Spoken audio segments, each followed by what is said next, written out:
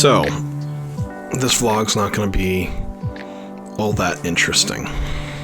This past week, I didn't do a whole lot in terms of trying to create this vlog for this week. So unfortunately, this is going to be one of those times where I feel like you're going to see 5 minutes of me talking and very little to show for it.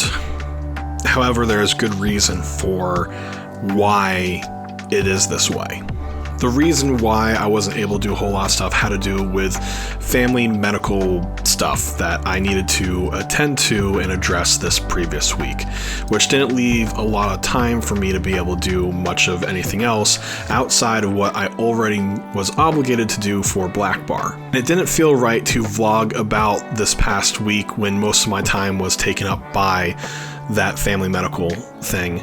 So there really wasn't a lot of opportunities to do or make anything outside of what I usually do. That being said, me, my wife, and her sister were able to go to this awesome exhibit, the Lantern Festival at the John Ball Zoo. And I have to say, there's a lot of things there that I felt were inspiring, creative things to consider. The one downside was that we weren't able to attend when it was actually dark out, so I feel like we didn't quite get the full experience of seeing the lanterns as they were meant to be observed.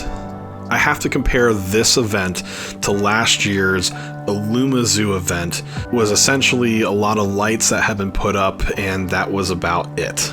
The Lantern Festival kind of takes that idea and does it 10 times better, including having some animatronic lanterns, if that makes any sense. And so as a person who has done church marketing before, I kind of look at this stuff and I think to myself, if this is what we can do at the zoo, there's tons of things that can be done like this, possibly for like a children's church or something else. One of my favorite things was the animatronic lantern frog.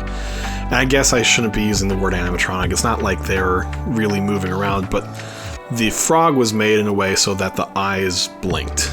And it's probably kind of silly to specifically point it out, but I feel like the ability of the frog to blink kind of made it that much more immersive. Like, it was already cool that it was a lantern frog, but it brought a certain amount of life to it. And so I guess you could say the Lantern Festival at John Ball Zoo was somewhat of an inspiration for me this past week. How would I implement that? I don't know. I am not at all able to work with motors and gears and things like that.